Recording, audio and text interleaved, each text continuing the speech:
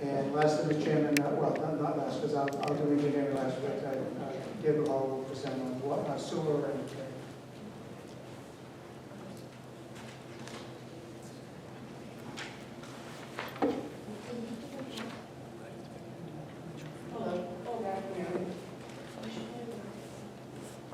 Excuse me, Ms. Hall. Commissioner said that you're covering sewer, or are you covering drain? Sewer and drain. Okay, so both, gotcha. I just wanted to, I drafted up this map that sort of shows all of the work we've done in this fiscal year, and I like to draft You love maps. maps. I love maps. So I drafted up this map so that you guys can see exactly what we've done to date. I know Councilor Palmucci was talking a lot about proactive work, and this is some of the work we've been doing to inspect both our sewers and do some work on our drain side. So I wanted to just let you guys see what we've done to date with the current budget.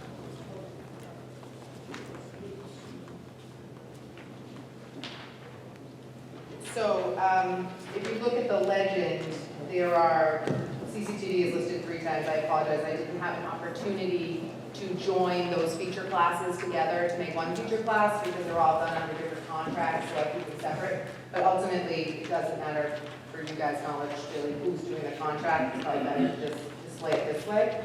But as you can see, all the pipes in blue are things that we have CCTV, so things we're looking at proactively before they fail.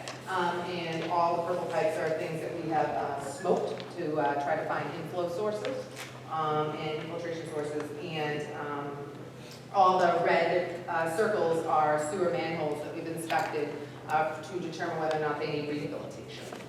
So I'll start with the sewer budget. So generally speaking, the sewer budget is level funded. We have an increase in, we're asking for an increase in summer help.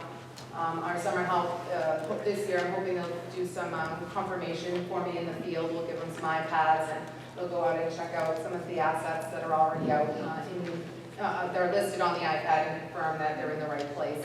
So we need to make sure that we've been doing those off of ortho images. So we want to make sure that we have us up to date. I do that occasionally and do find new assets all the time. So we want to have the best data set we can. They also help with covering for office staff when people are on vacation. So we're looking for an increase in our summer help. Recyclable material management in the personal services section. This is for disposal of items associated with repairs. So when we make a sewer repair, we bring back the concrete, the dirt, any sort of debris from the repair, and that's just disposing of that, and that's sort of sprinkled through all the budgets. There's some in water and some in DPW as well. Communication, we're looking for an increase. As Commissioner Romani said earlier, we were awarded the Stormy Award for our communication program. We want to kind of rev that up. I think a lot of stormwater and sewer work is public outreach and understanding what can go down the drain, what you can put, what's supposed to go in your toilet, what's supposed to go in your sink, and what's not supposed to go in your toilet and your sink, what's supposed to go in a catch basin, what's not supposed to go in a catch basin. So that sort of work on the forefront can save us a lot of money on O&M in the long run. Again, we're asking for travel out of state, much like the other budgets.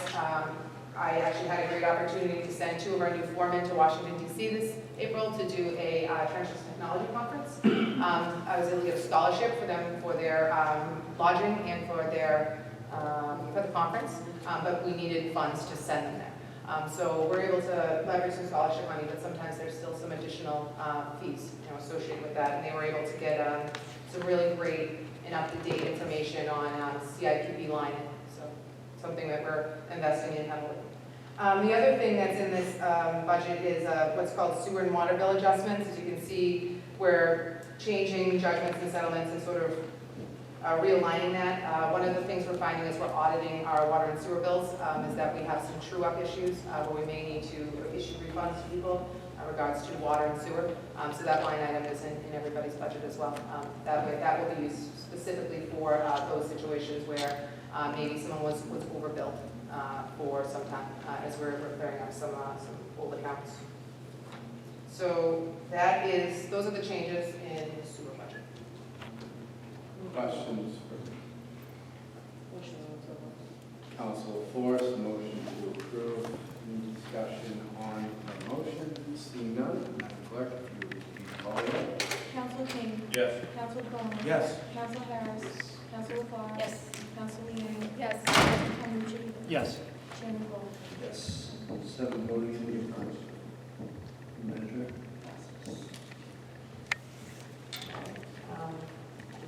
Moving on to drain. So again, drain, we're looking for basically a level funded budget.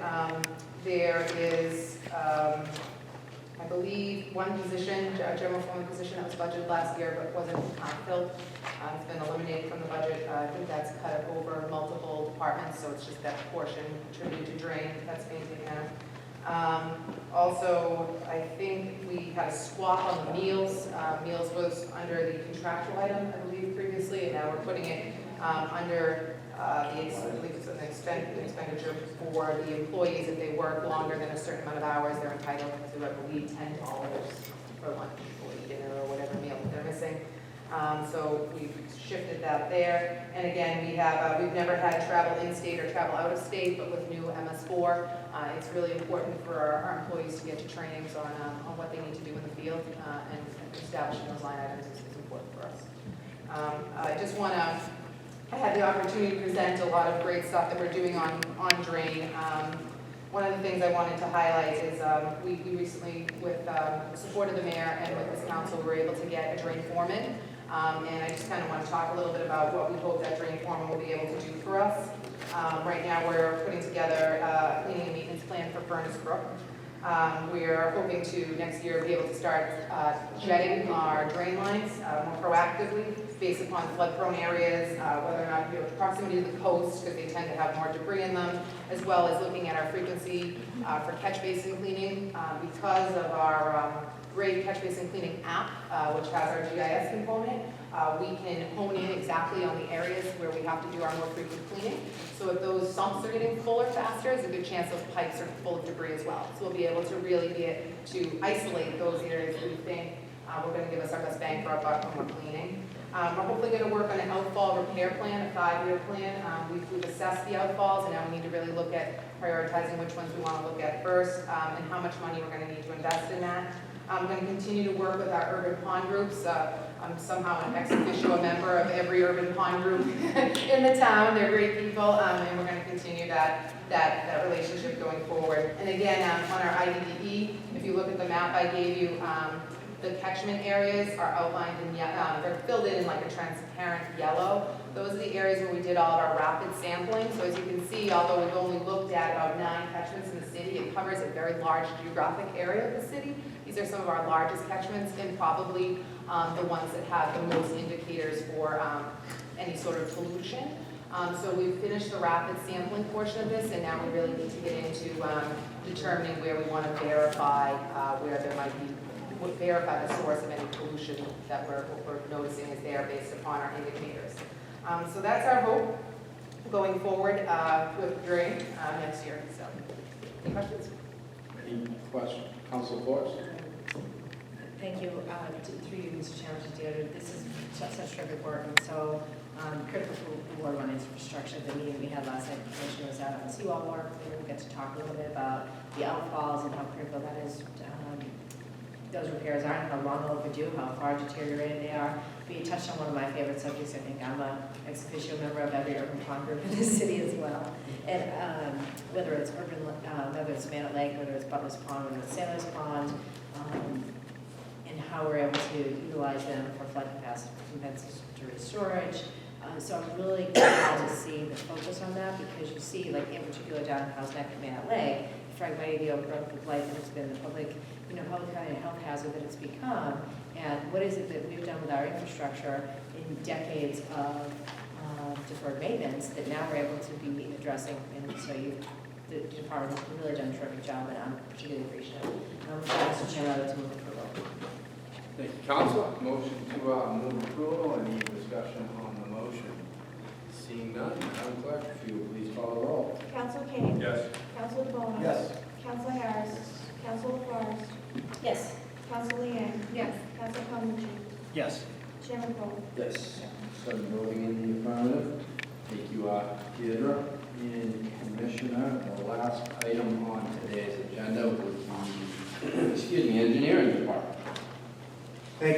Chairman, again, members of council, the engineering budget is before you.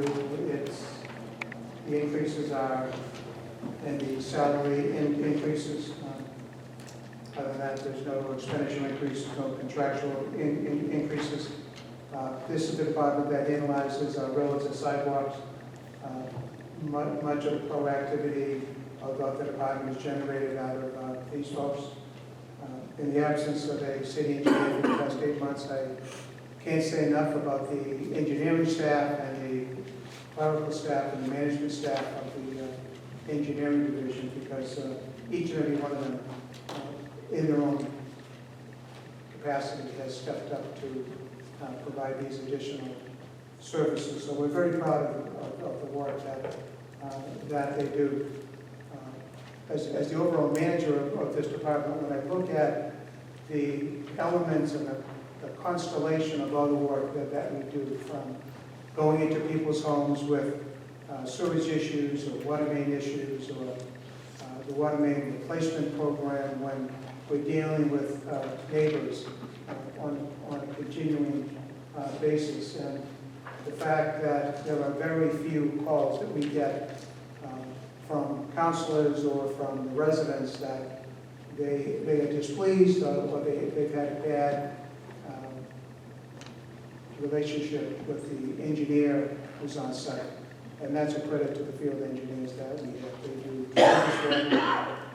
They're out of the office during this time of the year practically all day long. Some are managing 2 or 3 different jobs. So you have Mr. Jim Andrea, for example, is managing our private contractors on sidewalks, managing our public crews doing sidewalks. He's managing the private auto repair company, and he's also managing on a day-to-day basis our lead service replacement program, which means he's got to be at the house and making sure that the resident is being well taken care of. So,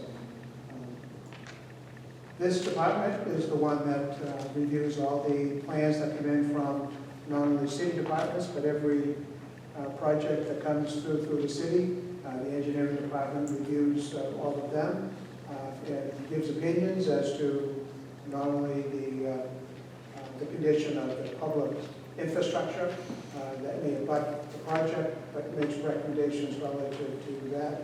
And our water and sewer division obviously here also opines on the sufficiency or lack thereof of water, sewer, and it, of course, weighs in on the whole stormwater situation. So we believe that we've got some real good eyes on these projects. And if there's anything that's beyond our capability, or beyond our capacity, some of what Council Brumley mentioned to another department, we do have peer review on the stormwater side that we can reach out to a variety of experts to assist us in managing it, which is sometimes a very complex, complicated stormwater management plan. So we appreciate you to support this budget. It's very change. Councilman Murphy? Thank you, Commissioner. Do we have a city engineer? So we haven't had a city engineer for how long? August 30th, 2006. I lost the century. Governor Well. That was probably the last time I read Governor Century. Right. So what's going on in terms of replacing the city engineer? I had said, I don't know if you were in the room when we talked about, it was with Mr. Coffey talking about an inability to get quality new candidates to come into the employ of the city because of the real estate market, but development market's so hot right now they can make more in the private sector and be better. So in terms of traffic. I think it's a great place to work. It's a great salary. I think Quincy's a great place. Yeah, I'm not saying Quincy isn't a great place. My question is, why haven't we filled that position in the near? Mr. Walker should be here to answer that question. Mr. Walker, why can't we fill that position? Why can't Commissioner Raimondi fill that position since August? Quincy's a great place to work I think, and raise a family. through you, Mr. Chairman, with the, as you mentioned, the market, being what it is today. These services are in high demand throughout the Commonwealth. So it has not been as easy to find a full-time position as it may have been in some other points in history. We're out there, we're searching. We do expect to have a candidate at some point in the very near future, but it's been a little bit more difficult than we had probably had hoped for. But as Commissioner Ramondi mentioned, we have a great staff over there. They've been able to fill in. And Do we have a registered civil engineer? Yes, we have actually, we have two. Okay, and so they're We have signing a off? former city engineer who has retired, and this is for the mayor and you folks, I believe 2 or 3 years ago. We established a part-time position. So that individual is, he's done a tremendous job working on mainly state and Mass Department of Transportation issues from Wallaston, some at the bridge. I think Council Crow's probably met this individual, and along CC Street, I believe, he's probably worked with Margaret. So he's the We licensed got engineer tremendous signing off value. on plans? And he's a professional engineer, I believe, and we have another professional engineer in the office. And they're the ones signing off on plans? Yes. Okay. Yes. So this reminds me of the situation that we ran into with the traffic engineer, where we couldn't find a traffic engineer for like 2 years. And by the time we did, we had 3,000, as we heard today, 3,000 outstanding traffic requests. So I don't know the internal work, I didn't know the internal workings of the traffic department at the time, that was difficult filling that position. But I am aware of the repercussions after the fact, when we didn't have the position filled, that there was a negative impact on the city.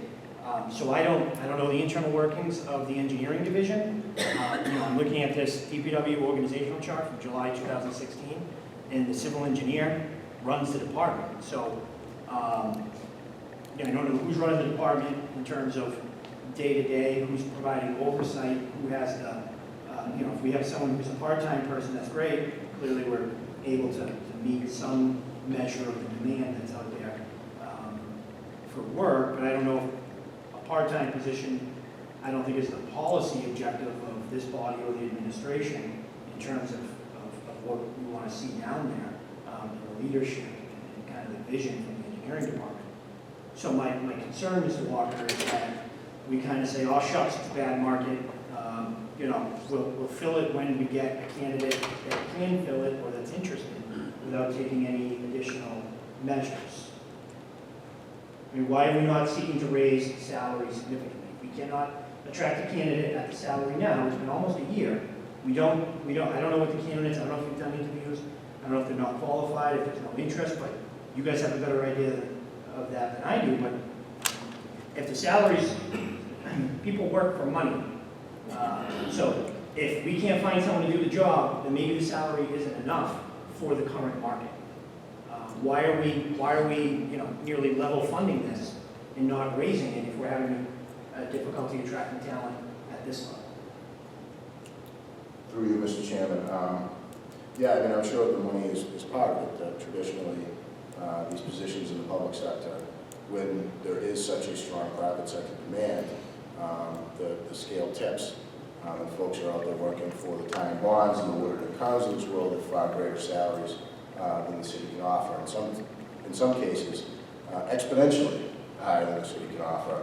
And I don't think, even if we did adjust the salary, we would be adjusting it to $250,000 to $300,000 a year, which is probably the range of what you're talking about when you get into these folks that have the kind of experience and the kind of on-the-street technical capabilities that these people are demanding in the private sector. But we're aware of that. We're aware that salaries can be an issue here. We've been through salary studies in the past, and we've gotten them to a better place. We're not there. We're certainly not competing in a lot of ways with the Time Bonds and the Woodard and Carnes and the Weston and Sampsons. It's interesting you mentioned the salary survey. The last time we completed a salary survey, every single position in the salary survey got a salary increase except for one That one position was the only vacant position at the time. That was the traffic engineer. So we had a difficulty filling the traffic engineer position. And then in the midst of finding suitable talent for our city, it was the recommendation of the salary commission, and then subsequently in the budget, taking that recommendation, the mayor put in place a reduction in the salary, which then led to a prolonged period of time in which we couldn't fill the position. That's why, I believe, it wasn't filled for 2 years or longer, whatever it ended up being. So I get that at the market analysis that we did in the salary survey a couple of years ago, said that this is what the salary is, but if you can't fill it, if you can't fill the position at this salary, I mean, it doesn't make a lot of sense to me to keep offering it at the salary. I get that we can't afford $250,000 for a civil engineer, but you know, there's not a happy medium between $106,000 and $250,000 where we can get a talented, competent person to come in here. Again, I think we would need to be looking at everything again wholesale, and that certainly is going to happen. But I feel comfortable that we will get there with an engineer at this salary that will provide the quality of service that we would expect here. We all are also benefiting throughout the last several years with the work of the Woodard & Kearns and the tying bonds and those places, jobs that in some on projects that would be led by the city's on-staff engineer. We are providing a substantial amount of compensation to a number of these engineering firms as part of projects that are getting us through a lot of these things. So the nature of the beast has changed to some degree too. That's exactly why I asked Mr. Norton to provide some additional information on the contracted services, and, you know, touches on what you're saying, where we're kind of backfilling this particular vacancy with contractual services. But going back to what you just said, tying bond and Woodard & Kearns are paying your engineer $250,000 a year. Yeah, well, I mean, that's what you said, but so, I'm taking your number. So if they're paying them $250,000 a year and we're using their time, clearly they're billing us more than what they're paying the guy because they're a profitable company. They have a lot of overhead, so they're charging us more than that. So in the end, we end up paying what it costs for the top talent, whether it's contractual or whether it's in the budget. And I'm a little surprised that a job we can't fill, we don't have getting a raise other than what the cost of living raise everyone else is getting. How many applicants have been there? I don't know. Mr. Romani, do you know how many applicants are done? He said he didn't The know. mayor would know, they don't, that's, Commissioner of Public Works has nothing to do with filling that position. I'm looking at this 2000, again, I'll refer to the July 2016 DPW organizational chart. I see 1916, yeah, and Governor Welfare at the top. Right above the city engineer, it says commissioner, right there, right above. It also says it's a mayor appointment. Not on this chart, it doesn't, but, all right, I'll May I say, look at that. I mean, may I say, and I don't have to say this, and it's not gratuitous from city needs a city engineer, especially with the complexities that are being, we are being held accountable for a variety of regulatory, DEP, there's a whole variety of regulations with water, sewer, drain, highway, roads, ADA compliance. This city needs a professional engineer at the head of that department. In addition, because of the complexities of the current regulatory atmosphere, I assigned the city engineer to the water, sewer, drain issue because of those technicalities, complexities, dealing with private engineers and regulatory authorities who are engineers and lawyers, and that was a tremendous success for the department. So not only does it leave a vacuum within the existing department, but because of the structure, the organizational structure that I put into place. yeah, you'll see quite a bit. I mean, that's, That's right. A Now, third of the charge, two-thirds of Paul the charge. Barber has done a tremendous job. He's assumed the responsibility of managing to a great extent water. Deirdre has done a tremendous job accepting the responsibility of doing sewer and drain. These are not their jobs. It's not in their job description, but they've assumed that responsibility. They're not getting more pay. There's much more responsibility, and they got all the anguish of managing folks.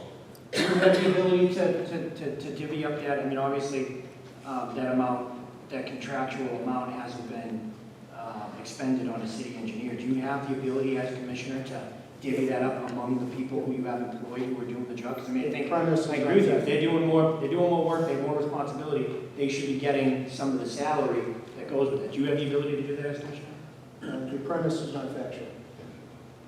The premise is not factual. So we have spent the city engineer money? What are we spending on? Employees. I'm sorry? Employees. Which ones? Employees. The engineers who are doing the work. So, Take a giant step back with me and catch me up to where you're at. to 1916, Yeah, all the way back.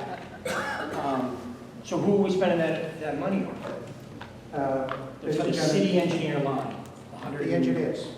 Those funds have been moved out of the engineering slot to pay for the additional work overtime of the engineers who are overseeing work and doing the work. Other budgeted So engineers.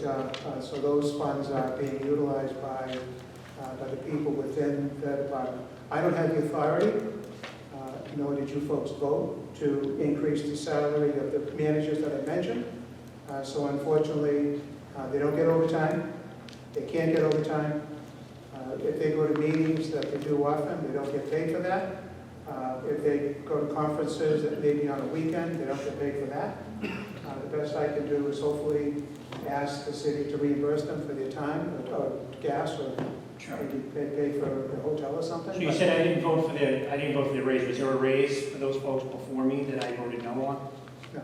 Okay, so, and you know, as a longtime member of this body, I can't, no matter how meritorious I believe their service warrants a raise, I cannot initiate. Yeah, I'm just saying that there was no raise voted on, so I have no authority. Yeah, but you said you guys didn't vote in the raise. It kind of made it seem like as if we voted. No, that's why I was I wasn't being critical. I said that the fact is that there's no raise that was offered that would allow the department head to pay this. But existing employees, I can do that, and we have between lines. Okay. Well, I mean, I think I made a point about the city engineer. If you can't find when we should be raising that salary, I'm disappointed salary isn't raised, but I'll certainly stay on it with you, Mr. Walker, and the administration in terms of when we're going to replace such a very important position and fill that. Thank you, sir. Thank you. Thank you. Any further questions for the Commissioner regarding the engineering budget? Entertain a motion? Move approval. Madam Clerk, can you please call the roll? Council King. Yes. Council DeBona. Yes. Council Harris. Council LaFarge.